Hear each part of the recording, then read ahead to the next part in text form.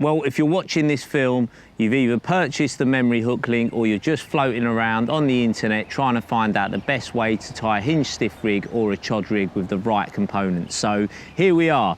Now, the memory hook link gets the name because it's high memory monofilament, which means it can be shaped, manipulated, and the idea is, you see here, we've got the hinge end of a hinge stiff rig, and that's got a lovely curve, and that's been steamed and curved. So I'll talk you through how I tie it. Here you've got the Reedsmere hook. It's got its name because it was inspired by my fishing as a child on Reedsmere in Cheshire. It's also a pop-up, if you like, a real pop-up style hook, so it has the outturned eye. This is a size 6, very strong, just a brilliant hook, extremely sharp, but also a very resilient point.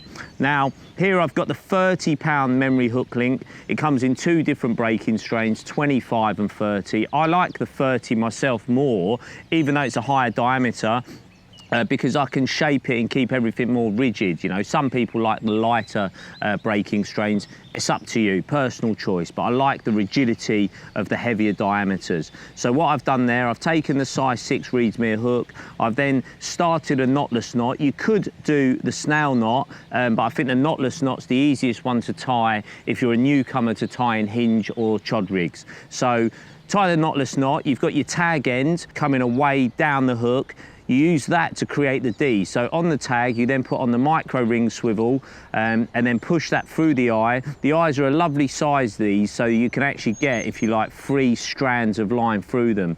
Then what I do, once the line's through, I push it right through so that the D is almost flat at that point. Blob it, pull it back, and that gives you that lovely cute size D there, as you can see. So that's that end done. Then you left with the remainder of your hook link. Now, depending on what length you want to tie it, I suppose I've got about a 1.5 to 2 inch end. But the good thing with memory hook link is that you can do a very simple knot, in this case the 3 or 2 turn blood knot, and then just pull it down and just pull it tight and almost snap it into position. And that almost locks, even with a simple knot, because the filament is so stiff, okay? And then you can choose to then blob that end, so you've got a lovely neat knot, nothing out there to catch. And I suppose the blob is a psychological thing for anglers. So I've then got on here, I've tied it to a size 11 ring swivel.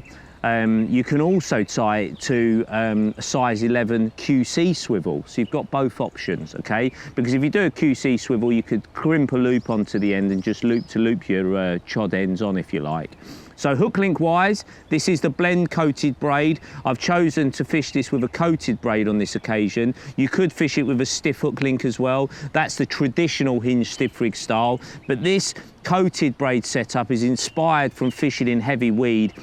You've got the suppleness, so this is the blend coated braid in 35 pound. It's the nicest sort of feeling coated braid I've ever had in my hands before. We wanted to push the boat out at one more cast and create a coated braid that we felt you would see is a market leader, and that's what we have here. So I've got about 11 inches, maybe 10, maybe 12. I do it based on sight and how I want my presentation to be. And then just in the middle, a word of note, because this putty is a different league to anything I've used before. The idea when developing this putty was to get one that could just stick to anything very easily, no need for a sinker, even though we've got the dog bone sinkers coming out in our range, which have a recess in them. They're almost shaped like a dumbbell or a dog bone, if you like, and you can just mold the putty into it. But if you don't want to use a sinker, this blend putty, literally, not only does it have good weight, but it sticks really, really well, and you just ply it round, beautifully done, and it sits. You can't move that. You'll play a few fish and your putty hasn't moved, so it's absolutely perfect. And then what I've done, I'll put the hook link down, I've tied that. Inside here is a size 8 QC swivel, which is on the end of this polyurethane leader sample prototype that we've got. And then I've added one of our 50mm blend tungsten anti-tangle sleeves, okay? So that's helping everything kick out lovely like that. you know. Everything kicks away from that. If it comes back, it gets played about with. That anti-tangle sleeve is helping reset everything with the balanced hook bait. Well, it's a pop-up, so, you know, it'll all come back out sitting lovely. Really, really nice setup. And as I say, the size 8 QC swivel that's built into this leader, it comes on the end, spliced on already, pulls into perfectly our Vitabits pin leg clip, tail rubbers all added on, it's slid down the leader, and that's it, all pulls in, put the pin in, and away you go. So that is how I would fish the Hinge stiff rig, or the Hinge rig, if you like, over weed. And now time to show you the chod, okay? So the chod, or short rig as my mate Frank Warwick first called it when he came up with it, is just a very short hook link sitting helicopter style on your leader, okay? So here I've got one of our Arrowleads.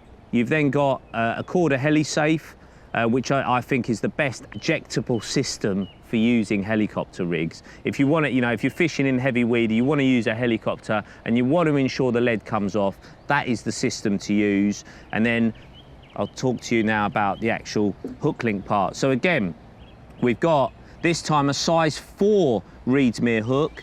That is tied with probably about 2.5 inches of memory hook link. It's tied exactly the same way. So knotless knot, micro ring swivel, put onto the tag end, put into the eye, blob the end, pull it back out. So you've got, I suppose, a 3mm D, 4mm D, something like that. Lovely and neat, just the perfect amount of separation. Again, a 2 or 3 turn blood lock to the swivel. This is, again, once again, a size 11 ring swivel, and that is put onto our spliced lead core. So what I've done there, I've first spliced it and put on the swivel, the half swivel that comes with a HeliSafe. That's the first part you do. And then basically you slide all the components of the HeliSafe down and then set that up as you normally would.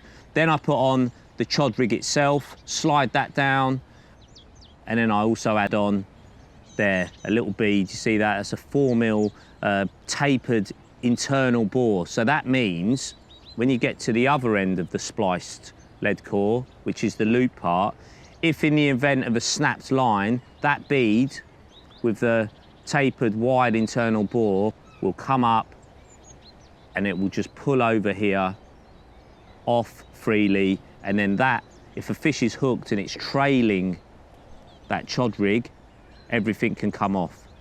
So that is it. That's the introduction. That's how I would use the memory hook link. Obviously, there's multiple ways you could use it. You could have it short, you could use it as booms. It's never ending. But if you want to shape and manipulate and form a, you know, a real kicked arc in your hook link, memory hook link is the one you need to use. So I hope you enjoyed that.